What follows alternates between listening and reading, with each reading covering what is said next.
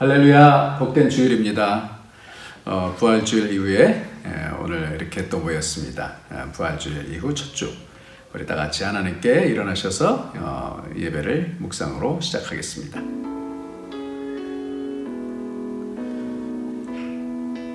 오직 성령의 열매는 사랑과 희락과 화평과 오래 참음과 자비와 양성과 충성과 온유와 절제니 이 같은 것을 금지할 법이 없느니라. 그리스도 예수의 사람들은 육체와 함께 그 정욕과 탐심을 십자가에 못 박았느니라. 아멘. 존귀하신 주님, 오늘도 주님께서 우리 가운데 계시고 영원한 나라를 향해서 우리가 다름박질할 수 있는 그런 복을 허락하여 주시니 감사합니다. 주님, 성령을 통하여 이 예배가 하나님께로부터 오는 모든 좋은 것을 채울 수 있는 복된 시간이 될 수 있도록 축복하여 주옵소서. 예수님의 이름으로 기도합나이다. 아멘. 우리 다 같이 찬송 부르시겠습니다. 찬송가 15장입니다. 찬송가 15장. 찬송가 15장입니다.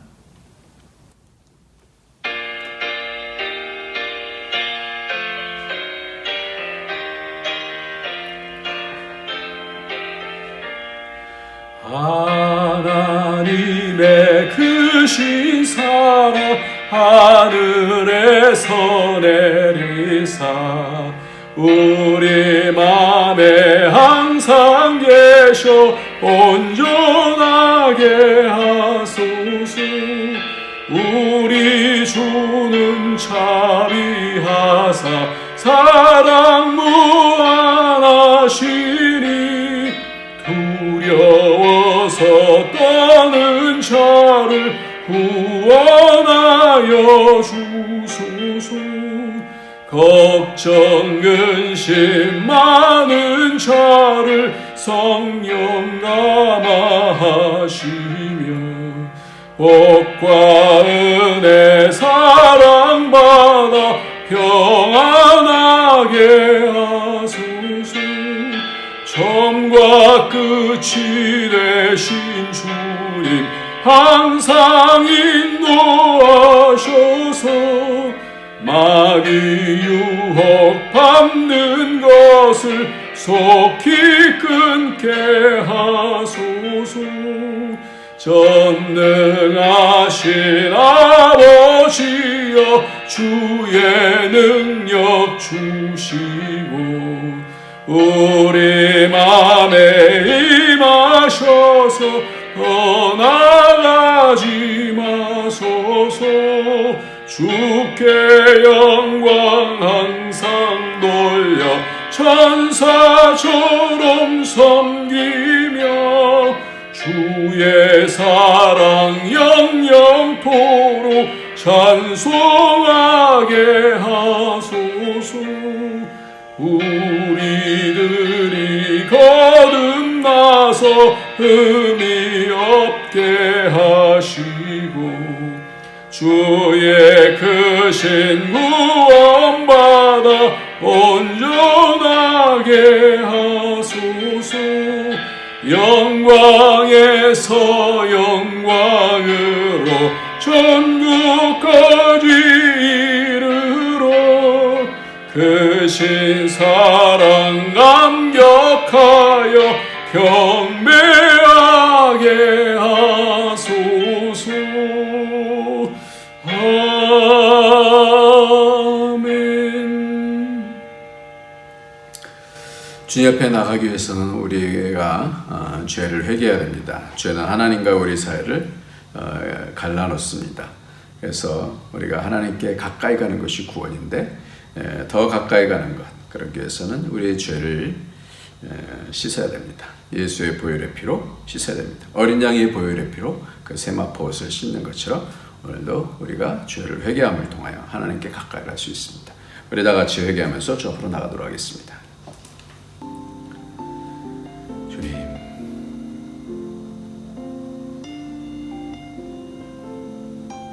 아버지, 주님,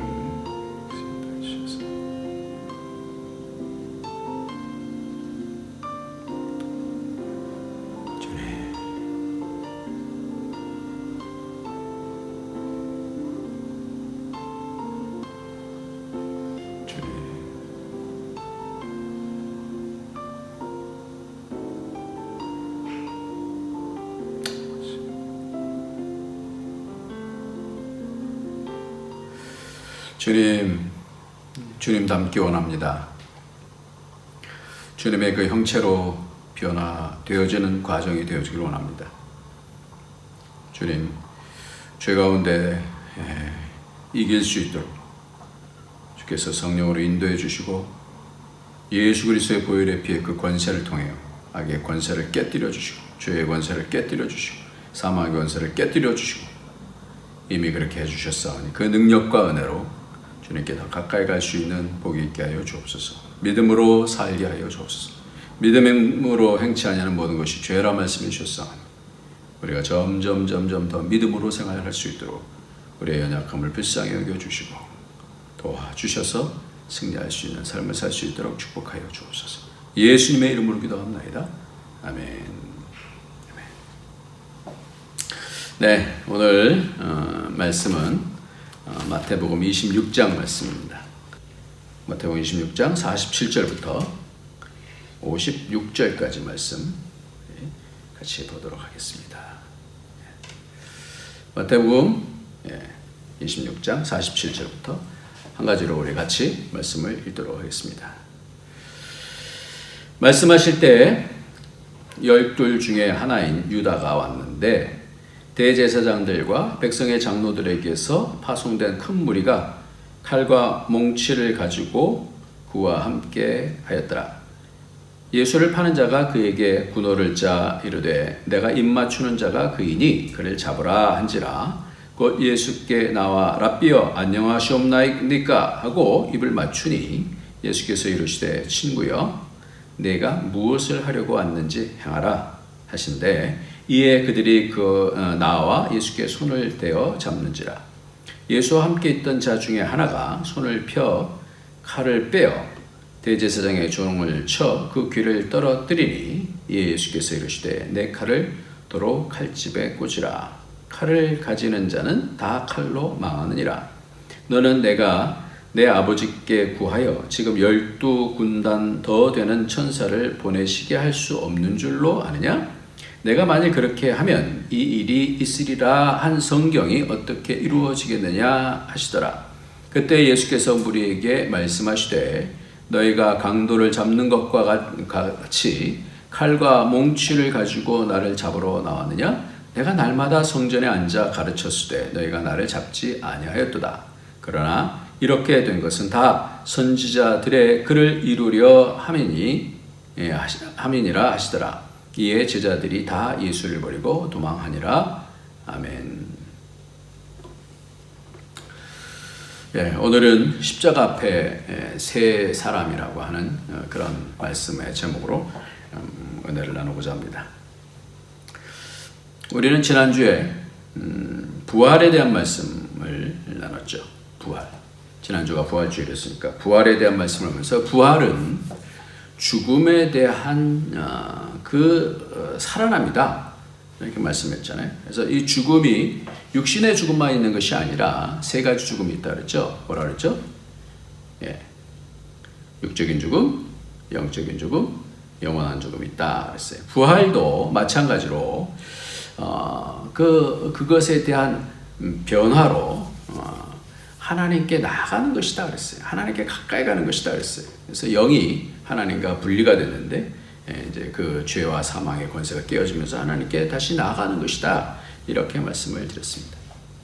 그래서 요한복음 5장 29절에도 이렇게 얘기합니다. 부활이 악한 자들도 부활하는데 선한 일을 행한 자는 생명의 부활로 악한 일을 행한 자는 심판의 부활로 나오리라. 사도행전 24장 15절에도 그들이 기다리는 바 하나님께 향한 소망을 나도 가졌으니 곧 의인과 악인의 부활이 있으리라 함이니라. 악인도 부활해요. 의인도 부활합니다. 믿는 자들도 부활해요. 그러니까 이 부활이 그 육신의 것만이 아니다 이렇게 말씀을 했습니다. 그러니까 영원한 하나님과의 그 관계에 있어서의 의미가 중요하다 이렇게 말씀했어요. 그래서 이제 부활에 대한 부분을 같이 좀 더 생각을 해봤으면 좋겠어요. 고린도전서 15장 44절을 부활에 대한 말씀을 읽다가 조금 특이한 점을 좀 발견해서 같이 나누고자 해요. 고린도전서 15장 44절에 보면 육신의 몸으로 심고 신령한 몸으로 다시 살아나나니 육신의 몸이 있은즉 또한 영의 몸도 있느니라. 예, 이 자체도 조금 우리가 이해하기 쉽지 않잖아요. 몸이 있으면 몸은 육의 몸 이 정도는 이해가 가요. 근데 신령한 몸이라는 게 도대체 뭐예요? 몸이 어떻게 또 신령해지나? 신령한 몸으로 다시 살아난다. 육의 몸이 있은즉 영의 몸도 있다. 이렇게 말씀합니다. 그런데 더 중요한 것은 뭐냐면 육의 몸이라고 하면 우리가 지난주에 말씀을 같이 나눈 것이 뭐냐면 우리의 그 몸의 형성은 다 하나지만 그러나 따로 구분하자면 이 몸은 뭐예요? 사락스라 그랬어요. 그 혼은 뭐라 그랬어요? 푸시케라 그랬어요. 그 영은 뭐라 그랬어요? 푸뉴마라 그랬어요. 뭐라고요? 사락스, 푸시케, 푸뉴마라 이렇게 말씀을 했습니다. 그렇다면 이 사락스라는 것은 이 육체에 대한 부분 아니에요? 육체에 대한 부분. 그 푸시케라는 것은 혼에 대한 거잖아요. 푸뉴마라는 것은 영에 대한 거지 않습니까? 그렇다면 오늘 고린도전서 15장 44절에 나오는 육의 몸이라 그러면 이렇게 될 거 아니에요? 그렇지가 않아요. 그게 좀 특별한 거예요. 그게 이상한 거예요. 그래서 이 말씀을 보면 이 단어가 뭐냐면 푸시케코스라는 단어예요. 육의 몸, 신령한 몸은 뭐예요? 푸뉴마코스예요. 그러니까 앞에서 사르키노스라고 해야 될 것 같죠? 근데 그게 아니라 이 번역을 이렇게 한 거예요. 육의 몸이다 그렇게 번역을 했어요. 혼의 몸이다라고 해도 될 것 같은데 이걸 육의 몸으로 일단 이렇게 번역을 했습니다. 아무튼 이게 변화가 된다는 거예요. 부활이라는 것은 이렇게 뭔가 육의 몸에서 아니면 혼의 몸에서든지 변화해서 영의 몸으로 바뀐다라는 게 그게 부활이란 말이에요. 그러니까 우리의 몸이 하나잖아요. 결국은 영, 육, 혼 이렇게 나누긴 하지만 이것이 다 하나지 않습니까? 그러니까 이것이 서로 작동을 하면서 어떻게 변화가 된다는 말씀을 하고 있는 거예요.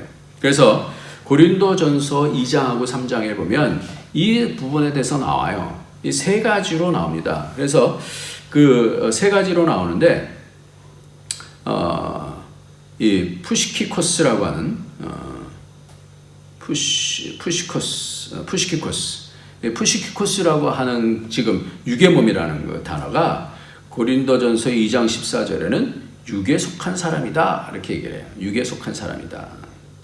그 ESV 버전 영어 성경에는 the natural person 좀 이해가 가십니까? natural person 그러니까 그냥 자연인이에요. 자연인. 그리고 NIV에서는 the person without the spirit 성령이 없는 사람 이렇게 표현합니다. 그러니까 이 부분을 좀 잘 이해하기 위해서는 고린도전서 15장 45절을 보면 우리가 44절 봤잖아요. 바로 이해가 될 수 있어요. 45절에 보면 기록된 바 첫사람 아담은 생령이 되었다. 생이라는 것은 살아있다라는 것은 조라는 단어고 푸시케라는 단어예요. 생령. 그러니까 아담이 태어난 것은 혼이 있는 사람이라는 게 혼이 있는 사람으로 태어났다. 함과 같이 마지막 아담은 살려주는 조 푸뉴마가 돼요. 그러니까 이것이 예수님은 변화해서 살려주는 영이 되었다니 이렇게 말씀해요. 그러니까 첫사람 아담은 생령이 되었다 함과 같이 마지막 사람 아담은 살려주는 영이 되었다 이렇게 말씀해요. 푸뉴마로 돼요. 푸시케에서 푸뉴마로 됩니다. 그러니까 일반적인 우리가 지금 구분을 할 때 육에 속한 사람이라는 것은 이 육신이 아니고요. 그런 뜻일 수도 있어요. 근데 중요한 거는 여기서 단어가 푸시케란 말이에요. 푸시케. 혼이 있는 사람인데, 그러니까 우리 모든 사람들, 자연인 모든 사람들은 다 혼이 있잖아요. 목숨이 이제 숨이 끊어지면 가듯이 혼이 나갔다 이렇게 얘기하지 않습니까? 혼이 육을 떨어져 나면 죽는 거지 않습니까? 그렇지만 그와 마찬가지로 이 모든 자연인들은 다 푸시키코스예요. 그러니까 푸시키코스는 어떠한 사람이냐? 푸시키코스는 그것이 자기의 육신을 따라 자기의 본능대로 사는 사람을 얘기합니다. 두 번째는 어떤 사람이냐면 고린도전서 2장 15절에 또 이렇게 분리해서 나오는데 신령한 사람이라고 얘기해요. 이것이 푸니마티코스라고 얘기를 해요. 그러니까 성경은 이러한 분별을 하면서 어떤 상태에서 어떤 상태로 바뀌어야 된다라는 신령한 자라고 그렇게 표현을 합니다. 푸니마티코스는. 그러니까 영적인 사람인 거죠. 신령은 그럼 좀 이상하잖아요. 영적인 사람으로 이렇게 말하는데 이것이 ESV 버전으로는 The Spiritual Person 이렇게 얘기합니다. 그러니까 성령의 사람 이렇게 하면 되겠죠. 그리고 NIV에서는 The Person with the Spirit 그래서 성령의 사람 이렇게 됩니다. 세 번째로는 분별을 하기 위해서 고린도전서 3장 1절에 보면 육신에 속한 사람이라 이렇게 얘기해요. 육신에 속한 사람. 이거는 뭐냐면 육에 속한 사람이 아니라 육신에 속한 사람. 좀 뭐 다르죠. 그러니까 첫 번째 번역을 혼에 속한 사람이라고 하면 참 더 좋은데 그거를 이게 굳이 그렇게 육에 속한 사람 그렇게 얘기했어요. 그러니까 좀 헷갈립니다. 하여튼 육에 속한 사람인데 그러나 세 번째로 보면 3장 1절에 보면 육신에 속한 자라고 이렇게 번역을 했는데 거기서는 뭐냐면 사르키노이스라고 그래요. 사르키라는 건 육체를 얘기하잖아요. 이것을 또 육신에 속한 사람이다. 이렇게 육신에 속한 사람 이렇게 얘기합니다. 그래서 ESV 버전에서는 as spiritual people, but as people of the flesh. 그랬어요. 그러면서 as infants in Christ 그랬어요. 그러니까 이걸 뭐라고 하냐면 육에 속한 사람이다. 이 육신에 속한 사람들인데 영적인 사람이면서도 그러나 영에 속한 사람이기도 한데 육신에 속한 사람이고 그러면서 그리스도 안에서 어린 자들이다 이렇게 얘기를 합니다. NIV에서는 who live by the Spirit 성령의 사람인데 but as people who are still worldly 그래서 아직까지 세상에 속해 있는 그런 사람이고 mere infants in Christ 그래서 마찬가지로 그리스도 안에서 어린 그런 아이와 같은 그런 사람이다 이렇게 얘기를 합니다. 그러니까 세 가지로 성경에서는 분리를 하죠. 육과 혼과 영이 있듯이 그 세 가지로 분리하는데 조금 이게 그 어디에 속한 사람이다 그러면 조금 달라지는 게 뭐냐면 이 일반적인 사람들이 그게 중요해요. 이런 분별이 중요해요. 그래서 그것이 푸시케코스라고 하는 그런 단어는 그냥 혼의 사람인데 이 혼의 사람은 믿는 사람이기도 하고 안 믿는 사람이기도 하고 혼에 있는 사람들은 그러니까 혼에 있는 사람들은 뭘 따르느냐? 그래서 고린도전서에서는 이 혼에 있는 사람을 믿지 아니하는 사람들로 이렇게 얘기를 하고 있죠. 일반적인 내추럴 피플을 얘기하고 있고요. 근데 이 오히려 육에 속한 사람이라는 것은 사르키노이스라고 하는 이 단어는 오히려 영적으로 어린 사람들을 얘기할 때 이렇게 이 육체에 속한 사람이다, 본능으로 행하는 사람들이다 이렇게. 그러면서 신령한 사람, 영적인 사람은 뭐냐? 푸니마티코스라고 그렇게 얘기해요. 이 세 가지로 분류하는 것을 봅니다. 그러니까 우리가 다 사람인데 어디에 속해 있느냐가 이제 중요한 거죠. 그러니까 믿는 사람인데도 불구하고 여전히 이 육체에 있는 그 사람들 뭐 거기서 뭐 미워하고 싸우고 다투고 뭐 이런 사람들이 있는가 하면 성령의 인도함을 받는 사람들도 있다. 그러니까 그 차이가 있다라는 거예요. 그렇죠? 그래서 야고보서에 보면 이렇게 좀 분명하게 얘기합니다. 지혜도 뭐라고 하면 이게 그 푸시키코스라고 하는 단어가 나와요. 야고보서 3장 15절에 보면 이러한 지혜는 위로부터 온 지혜가 아니요 내려온 것이 아니요 땅 위의 것이요 정욕적이다. 이것을 푸시키코스라고 이렇게 얘기를 해요. 푸시키코스는 뭐예요? 자기의 욕심대로 한다. 사람의 어떠한 욕심을 대로 한다. 이것이 정욕적이다. 그래서 푸시키코스라고 나와요. 그러니까 귀신의 것이니. 시기와 다툼이 있는 곳은 혼란과 모든 악한 일이 있습니다. 그러나 오직 위로부터 난 지혜는 위로부터 난다는 그 거듭나는 지혜를 얘기하거든요. 그러니까 거듭난 사람이 갖고 있는 지혜가 있는 거예요. 그러니까 성령의 사람이 되는 거죠. 그래서 특별하게 예수님께서 must라고 말씀하신 내용이 성경에 딱 두 군데 나오는데 이 must 꼭 해야만 한다라는 것이 거듭나야만 한다. 요한복음 3장에 거듭나야만 한다라는 말씀을 할 때 must를 써요. 또 하나는 뭐냐면 오직 영과 진리로 예배해야만 한다. 그랬어요. 영과 진리로 예배해야만 한다. 다 이게 뭐예요? 거듭남에 대한 부분을 얘기하고 있어요. 그러니까 우리가 거듭났지만 여전히 이 육에 속한 그런 사람으로서 세상적인 그런 시기와 다툼과 원망과 자랑과 이런 것들을 통하여서 하게 되어질 때는 거듭났지만 아직 여전히 뭐예요? 거듭나지 아니한 상태로 있다는 거예요. 어디 속해 있느냐라는 거예요. 그래서 이 세상에 육신에 속한 자가 아니라 성령에 속한 자가 되어야 되는, 바뀌어져야 되는 그런 과정 속에 있다는 겁니다. 그것이 야고보서 3장에 있는 그 지혜에 대해서 말씀하면서도 분명하게 말씀하고 있어요. 그래서 고린도 전서 좀 아까 말씀드린 대로 3장 1절서부터 3절까지를 또 보면 형제들아 내가 신령한 자들을 대함과 같이 너희에게 말할 수 없어서 육신에 속한 자, 신령한 자는 아까 보면 푸니마티코스라고 그랬죠. 근데 육신에 속한 자, 곧 사르키코스예요. 이 육체의 사람. 곧 그리스도 안에서 어린아이들을 대함과 같이 하노라. 내가 너희를 저주로 먹이고 밥으로 아니하였노니 이는 너희가 감당하지 못하였음이거니와 지금도 못하리라. 너희는 아직도 육신에 속한 자로다. 너희가 시기와 분쟁이 있으니 어찌 육신에 속하여 사람을 따라 행함이 아니리요. 그랬어요. 육신에 속한 사람은 뭐예요? 어린아이가 같다. 어린아이는 뭐예요? 미워하고 싸우고 이렇다라는 거죠. 그러면서 사람을 따라 행한다 그랬어요. 사람을 따라.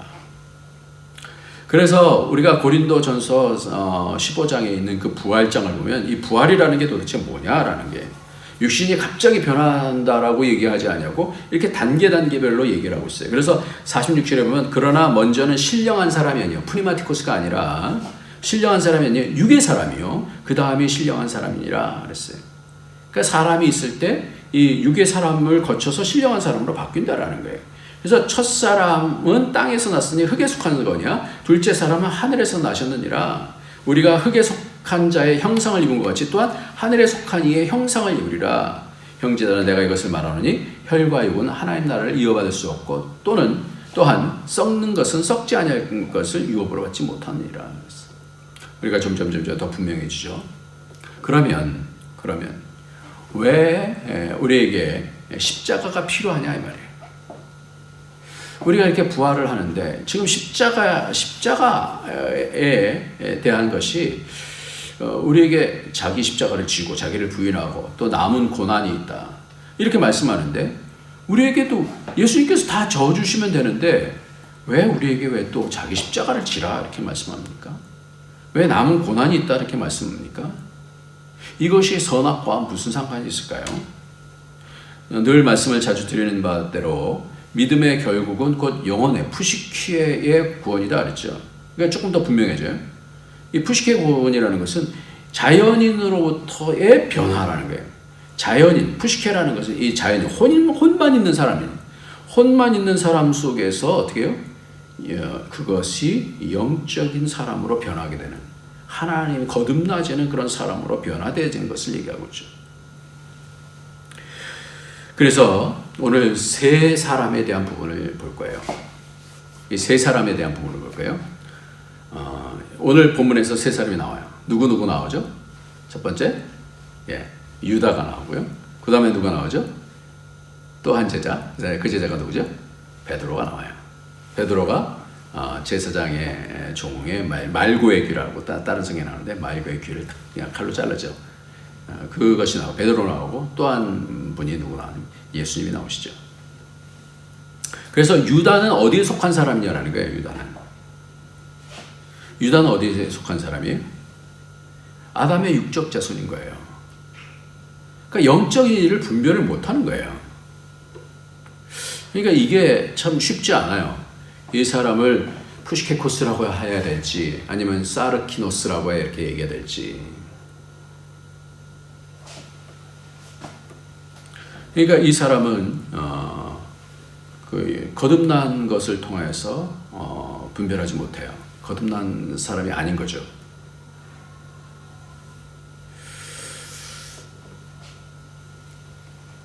그러면 베드로는 어떠냐고요? 베드로는 오늘 본문 가운데서 십자가 앞에서, 그래서 오늘 이 사건이 굉장히 중요해요. 왜 이것에 대해서 예수님이 십자가 사건만 하면 되지 왜 이렇게 제자들에 대해서, 제자들이 한 것에 대해서 이렇게 얘기하냐 말이에요. 자세하게 얘기를 하냐 말이에요.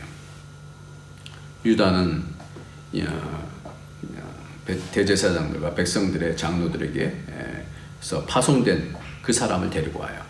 그래서 칼과 몽치를 가지고 옵니다. 그리고 군호를 탁 짜서 내가 입 맞추는 그 사람을 어떻게 해서 잡아라 이렇게 얘기하는 거 아니에요. 그래서 입 맞추잖아요. 라삐 안녕하십니까? 그 예수님께서 친구요, 내가 무엇을 하려고 왔는지 행하라. 그들이 와서 손을 딱 잴 테니까 그 가운데서 제자 중 하나가, 함께 있던 자 중에 하나가, 베드로가 어떻게 대제사장의 종의 귀를 쳤어요. 그러니까 예수님께서 내 칼을 도로 칼집에 꽂으라. 칼을 가지는 자는 다 칼로. 이 얘기를 왜 하시냐 이 말이에요. 왜? 유다는요 자기 길을 갔어요. 그러니까 우리의 삶의 길이 여러 가지가 있습니다. 근데 그 삶의 길에서 자기의 길을 가는 거예요. 자기의 길. 유다는 자기의 길로 가요. 그러니까 거듭남에 대한 그 하나님의 성령의 인도함을 받지 못했기 때문에 이 사람은 자기의 인간적인 길로 갑니다. 그래서 악이 한번 빠지게 되어지면 계속 그것에서부터 돌이키기가 쉽지 않은 거예요. 예수님께서 계속 말씀해 주셨는데도 불구하고 돌이키지 못하죠. 근데 오늘 이 싸움 가운데서, 여기 가운데서 베드로가 나오는 거예요. 베드로가. 그러면 이 베드로는 어떠한 태도로 지금 이 십자가를 맞냐 이거예요. 유다가 맞는 십자가하고 베드로가 맞는 십자가하고 예수님이 맞으시는 십자가하고는 이게 다른 거예요. 예수님의 태도와 제자들의 생각이 달라요. 그래서 맨 마지막에 보니까 이해할 수 없는 제자들이 다 예수를 버리고 도망했다 그랬어요. 근데 여기까지 왔잖아요. 예수님의 행동의 근거는 뭐고, 예수님께서도 오늘 말씀을 보면 뭐라고 말씀해요? 내가 내 아버지께 구하여 지금 12군단 더 되는 천사를 보내시게 할 수 없는 줄 아느냐? 예수님도 그러고 싶은 마음이 있는 거예요. 근데 어떻게 해요? 그럴 수 있는데도 그렇게 하지 않는다라는 거예요. 왜 이렇게 행동하실까? 이 제자는 왜 이렇게 행동할까? 제자들은 그 분노를, 그 의를 자신들이 얘기했잖아요. 죽는 데까지 같이 가겠습니다. 절대 그러지 못하게, 십자가에 절대 그럴 수 없습니다. 그런 거 아니에요? 그러니까 어떻게 해요? 그 의를 칼을 드러내서 자르죠.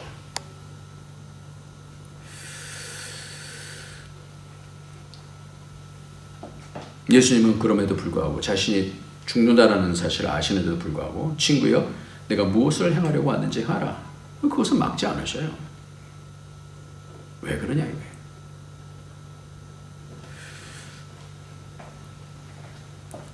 제자들이 나중에 부활을 목격하고 나서 성령 충만함을 갖고 나서는 완전히 다른 삶을 살게 되는 그런 말씀을 지난주에 봤습니다.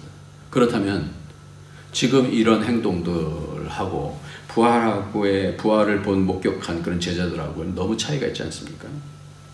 베드로는 말고의 길을 자릅니다. 왜 이것이 중요하게 성경에서 기록하고 있을까요? 베드로의 그 가장 큰 장점이 여기서 나타나지 않습니까? 인간적인 충성이에요. 그 위험한 상황 속에서 그는 의리를 지켜요. 의리를 지킵니다. 근데 예수님의 태도가 뭡니까? 자기는 잘한 거예요. 하느라고 한 거예요. 자기 말에 분명히 책임을 지금 지는 거예요. 만일 여러분들이 이 자리에 있었다면, 십자가 앞에 있었다 한다면, 베드로라면 어떤 느낌이었을까요? 자기는 나름대로 잘했다고 했는데 예수님께서 꾸짖으시는 거예요.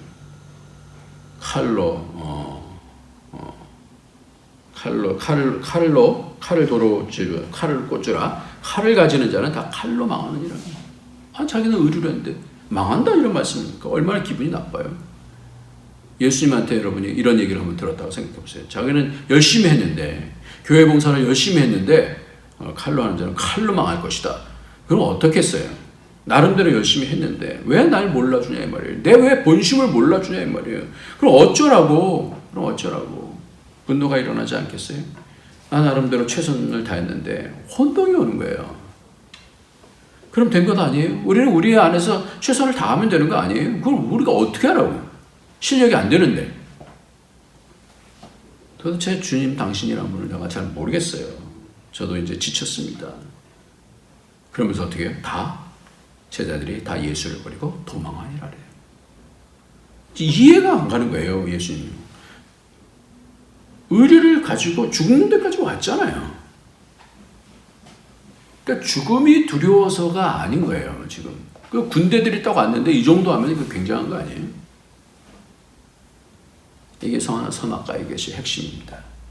뭘 붙잡느냐라는 것을 성경은 오늘 말씀 가운데서 자세하게 보여주는 겁니다. 베드로의 손은 늘 자기 의에 있었어요. 의리에 있어요. 인간적인 의리에 있어요. 그것도 큰 장점이죠.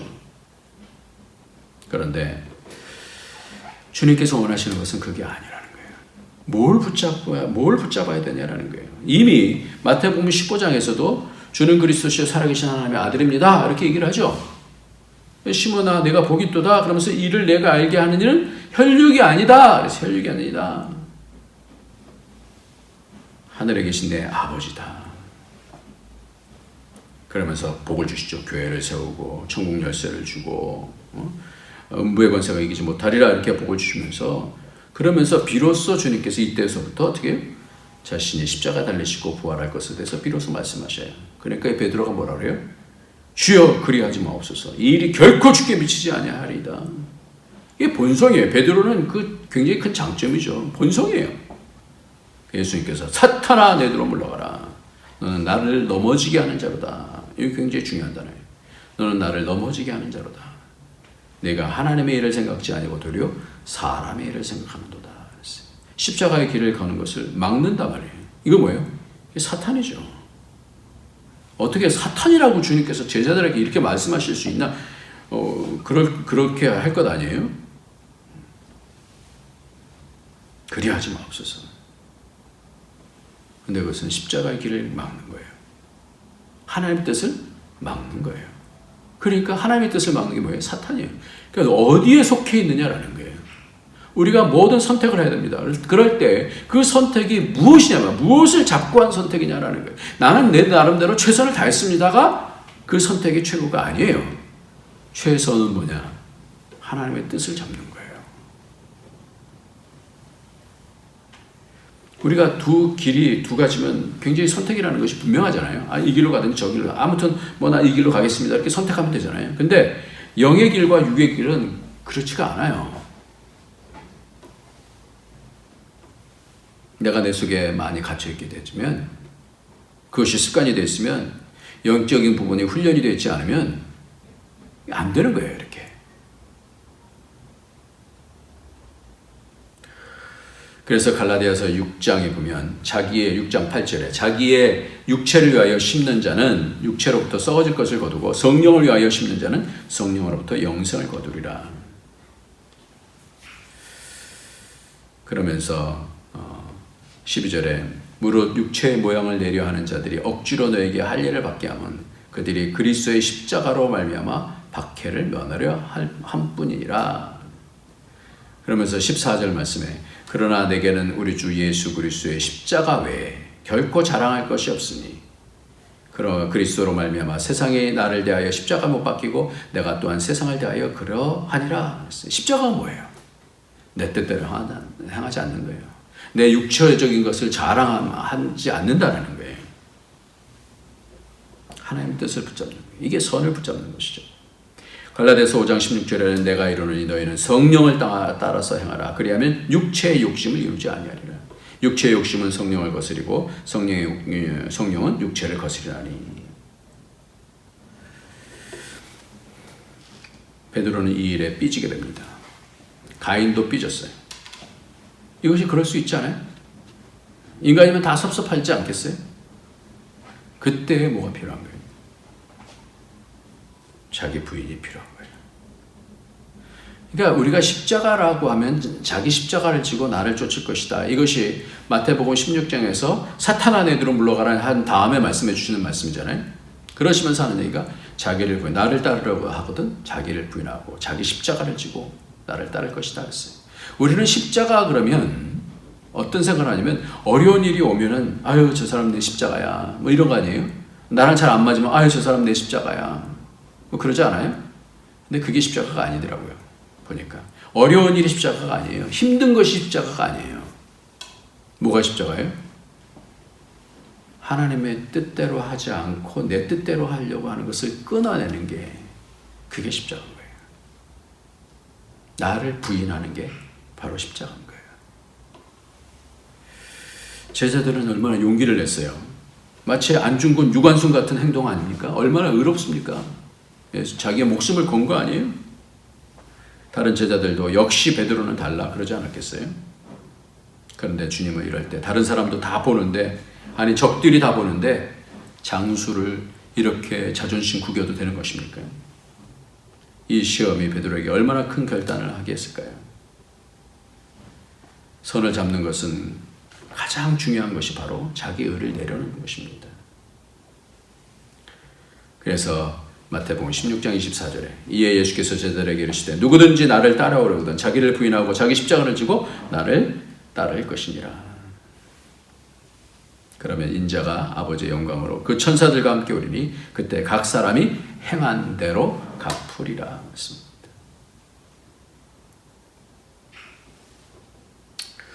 예수님께서는 뭘 붙잡으시나요? 예수님께서도 생각이 없으시겠어요? 너는 내가 내 아버지께 구하여 지금 12군단 더 되는 천사를 보내시게 할 수 없는 줄 아느냐?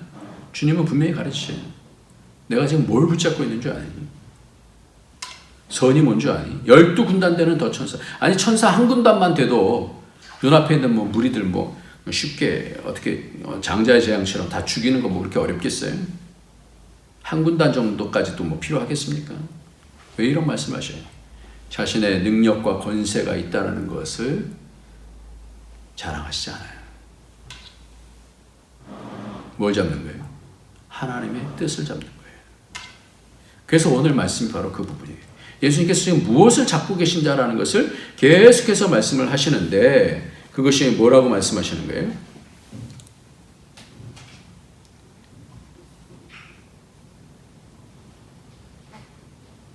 너희가 강도를 잡는 것 같이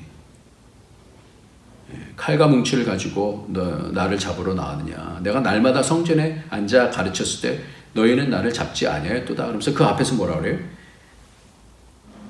천사를 보내면 만일 내가 그렇게 하면 일이 있으리라 한 성경이 어떻게 이루어지겠느냐. 그리고 맨 마지막 말씀 가운데서도 그렇게 말씀하죠. 이 56절에 그러나 이렇게 된 것은 다 선지자들의 글을 이루려 함이니라. 뭘 붙잡는 거예요? 성경과 선지자의 글, 말씀을 붙잡는 거예요. 하나님의 뜻을 붙잡는 거예요. 이게 십자가 앞에서의 세 사람의 태도입니다. 이게 쉽지 않은 거죠. 하나님의 뜻을 잡고 나를 꺾는 것이 이거 쉽지 않은 거예요.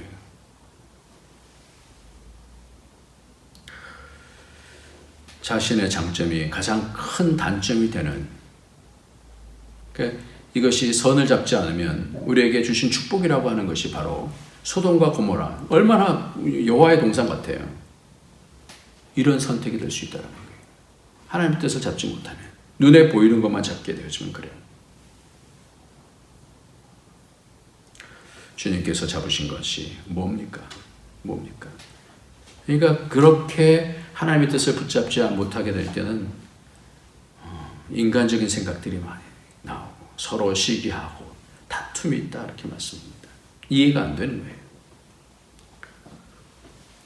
이번에 보니까 그 노원구의 세 모녀를 잔혹하게 살해한 그 김태현이라고 25살밖에 안 됐던 온라인 게임에서 만난 그 25살짜리 여자를 자신의 연락처를 받아주지 않으니까 공중전화나 지인의 휴대전화로 지속적으로 연락을 하면서 스토킹을 했었어요. 범행 일주일 전에 게임 아이디어를 바꿔서 A씨에게 접근해서 A씨의 근무 일정을 다 파악하고 치밀하게 범행 계획을 짰어요. 그래서 요즘 그 집 근처에 가갖고 그 택배에서 이름 이렇게 있는 걸 받고 찾았다 그래요. 그러니까 요즘 택배 이름 어떻게 지워버리느냐, 이게 또 요즘 또 이렇게 난리가 났어요. 그래서 뭐 매니큐어 그거 지우는 걸로 지우면 된다, 물파스로 지우면 된다, 별 얘기 다 아침부터 다 나오고 있는데. 근데 이 사람이 뭐라 그러냐면 포토라인에서 살아있다는 제 자신이 뻔뻔하다는 생각이 듭니다. 이건 또 뭐예요? 이 사람이 정말 계획적인 건데도 불구하고 이제는 좀 회개를 하는가?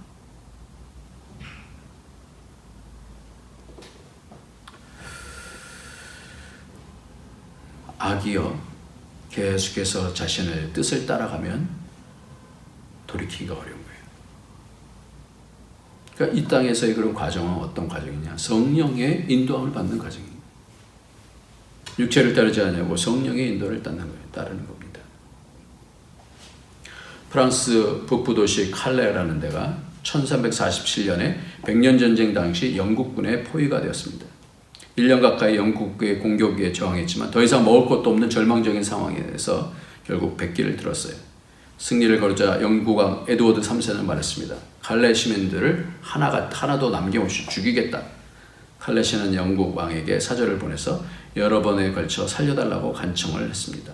좋다. 그러면 시민들의 목숨은 보장하마. 그러기 위해서는 그동안 영국군을 애먹인 대가에 대한 책임을 져야 된다. 영국왕은 시민 대표 6명을 뽑아 보내면 그들을 시민 전체를 대신해서 처형하겠으며 대신 다른 시민은 살려주겠다. 조건을 걸었어요. 시민들은 기뻐할 수도 슬퍼할 수도 없었습니다. 6명이 그들을 대신해서 죽어야 된다니까. 누군가는 나서야 됐지만 아무도 목숨을 버리려 들지 않았습니다. 그때 칼레에서 가장 부자였던 위슈타슈 쉥페르가 죽음을 자처했습니다.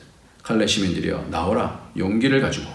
그래서 시장도 나섰어요. 상인도 나섰어요. 그의 아들도 나섰어요. 죽음을 자처한 모든 사람이 7명이나 됐습니다. 그래서 죽음에서 한 사람도 빠져도 되잖아요. 그러니까 제비를 뽑자는 말도 있고 그렇게 할 수 없었어요. 생피에르는 다음과 같이 제시했어요. 내일 아침 장터에 제일 늦게 나오는 사람을 빼는 건 어떻습니까? 모두 이 말에 동의했습니다. 그리고 이튿날 아침 6명이 모였습니다. 그러나 생피에르가 오지 않았어요. 사람들은 모두 궁금했어요. 모두 안 나와도 그는 나올 사람이었기 때문에 그래요. 그런데 그는 이미 죽어 있었습니다. 죽음을 자원한 사람들의 용기가 약해지지 않도록 칼레의 명예를 위해 스스로 목숨을 끊었던 겁니다. 이들이 처형되려는 마지막 순간 영국왕 에드워드 3세는 왕비의 간청을 듣고 그 용감한 시민 6명을 살려줬습니다. 목숨을 건 용기가 적의 수자까지 감복시킨 것입니다. 그로부터 550년이 지난 1895년 칼레 씨는 이들의 용기와 헌신을 거리기 위해서 프랑스의 조각가 로댕에게 의뢰를 했습니다. 우리가 이 땅에서의 삶의 선택, 이것이 있잖아요. 죽음 앞에서도의 삶의 선택. 그 가운데서 우리는 무엇을 선택할 것인가? 우리가 하나님의 뜻을 어떤 상황 속에서든지 계속해서 선택하는 그 훈련을 통하여서 우리가 성령의 인도함을 받는, 성령에 속한 사람으로 그 형체가 변화되어지는 그 과정에 있는 줄 알고, 우리가 십자가 앞에서 나를 부인하는 것이 가장 소중한 것, 자기 십자가를 지는 것이 가장 주님 앞에서 내 뜻 걷고 우리 주님 따라가신 그 길을 가는, 주님께서 우리를 구원해 주셨는데 그 길을 따라가면서 주님의 형체로 바뀌어지는 그런 복이 저와 여러분에게 있으시길 예수님의 이름으로 축원합니다. 기도하겠습니다. 존귀하신 하나님 아버지, 감사합니다. 우리에게 십자가를 두고 이 세 사람이 어떻게 대하는지를 보며 우리의 삶에 있어서도 여러 상황 속에서 내 뜻대로 하기 쉽고 내 생각대로 하는 것이 가장 내게 유익한 거라고 생각하기 쉽지만, 우리가 하나님의 뜻을 붙잡고 하나님의 뜻에 순복할 때 하나님께서 우리의 삶을 복되게 영광스럽게 인도해 가 주시는 줄 믿습니다. 하나님, 다니엘이 그랬고 요셉이 그랬고 아브라함이 그랬듯이 하나님의 뜻에 순종하고 인도함을 받을 때 영광스러운 하나님께서 당신의 계획을 이루시는 줄 믿사오니 하나님 우리에게 이 땅에서의 그 주님 닮아서 주님의 형체로 바뀌어지는 그래서 사도 바울이 그 부활에 이르려고 한다라고 말한 것처럼 하나님 그리스도께 잡힌 바 된 그것을 잡으려고 쫓아가는 영광스러운 삶의 계속이 이어질 수 있도록 주님 축복하여 주옵소서. 예수님의 이름으로 기도합나이다. 아멘. 네, 324장 예수 나를 오라 하네 찬양 부르시겠습니다. 예수 나를 오라 하네.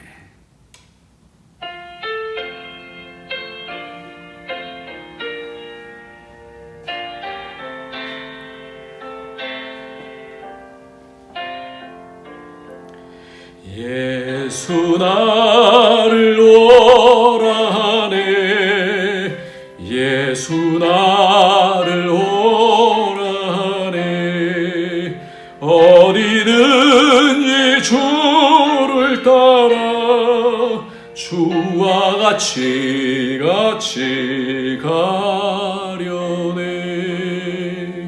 주의 인도하심 따라 주의 인도하심 따라 어디든지 주를 따라 주와 같이 가려네 겟세마네 동산까지 주와 함께 가려 하네 피땀 흘린 동산까지 주와 함께 가려네 주의 인도하심 따라 주의 인도하심 따라 어디든지 주를 따라 주와 같이 가려네 심판하실 자리까지 주와 함께 가려 하네 심판하실 자리까지 주와 함께 가려네 주의 인도하심 따라 주의 인도하심 따라 어디든지 주를 따라 주와 같이 가려네 주가 크신 은혜 내려 나를 항상 돌보시고 크신 영광 보여주며 나와 함께 가시네 주의 인도하심 따라 주의 인도하심 따라 어디든지 주를 따라 주와 같이 가려네 주님 늘 우리 앞에 십자가가 있지만 우리 앞서 지신 우리 십자가 지시고 승리해 주시고 이겨 주신 우리 주님 그 안에서 또 우리에게 태인 십자가를 통하여 더 주님 알고 주님께서 어떻게 행하셨는지 알고 선을 붙잡고 이기신 것처럼 오늘도 말씀 붙잡고 하나님 붙잡고 이길 수 있는 삶이 될 수 있도록 성령님 인도하여 주시옵소서. 마음은 원이로되 영은 원이로되 육신이 약하다 염려하시면서 베드로를 향해서 기도해 주시겠다고 말씀해 주신 우리 주님 우리를 위해서 하나님 보좌 우편에서 간구하시는 줄 믿습니다. 우리의 여러 연약함을 주님 채우려 주셨사오니 도와주시고 새롭게 해주셔서 점점 주님 형상 닮아갈 수 있도록 축복하여 주옵소서. 우리가 드린 모든 예물 주님 기뻐 받아 주시고 이것이 자랑이 되지 아니하고 교만이 되지 아니하고 감사가 되고 기쁨이 되고 하나님께 드리는 헌신이 되어지고 그래서 하나님을 기쁘시게 하는 예물 되게 축복하여 주옵소서. 예수님의 이름으로 기도합나이다. 아멘. 이제는 우리 주 예수 그리스도의 무한하신 은혜와 독생자 아낌없이 주신 하나님의 그 크신 사랑과 성부 하나님의 그 크신 사랑과 성령님의 모든 감화 감동 충만 인도하심이 오늘도 주의 은혜 가운데서 살고 주님의 역사를 붙잡고 주님 안에서 승리하기를 원하는 주의 모든 권속들 머리머리 위에 그 가정 위에 그 하는 모든 일들 위에 우리 안디옥 교회 위에 이제로부터 영원토록 함께 있을지어다. 아멘.